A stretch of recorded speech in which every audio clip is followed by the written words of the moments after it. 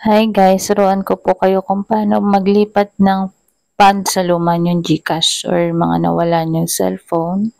Punta po tayo sa Help Center sa GCash, yung bungad po. Click natin yan and then hanapin natin yung Protect Your Account. Yan, click nyo po yan, Protect Your Account. After that, hanapin natin yung Lost SIM or Phone. Makikita po natin, scroll natin, makikita natin yung report your lost phone or SIM. Click natin yan and then submit a ticket. Fill up po natin yung mga nakalagay dyan, yung luma nating email or Gmail na gamit sa dati nating GCash, then yung bagong Gmail. Sa account is regular account. And then yung lumang number natin sa GCash at yung ating concern. And then, kailangan dyan mag-upload tayo ng valid ID. Valid ID na may kasamang selfie. So, yan kasi, may nakapag-send po sa akin ng pera dun sa luma kong GCash. So, tinry kong kunin kasi sayang. Ito po yung ating GCash na bago. Kailangan fully verified po ang ating GCash number na bago.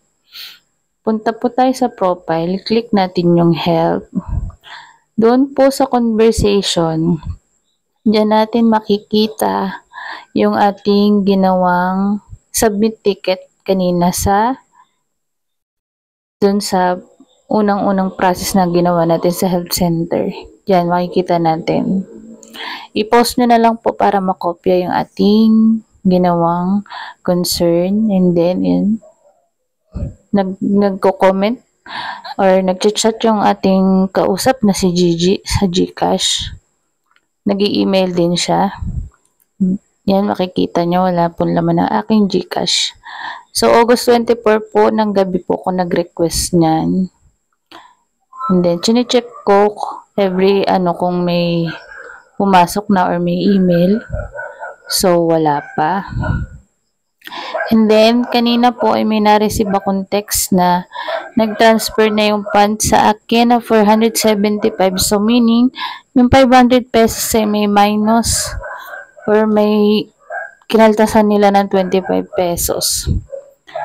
So, sabi dyan sa conversation, your ticket submissions, within 2 days, 2 business days daw bago ma-send yung funds. Pero, kanina lang din ay na-send din naman agad yung funds. So, yun nga, may kaltas siya na 25 pesos.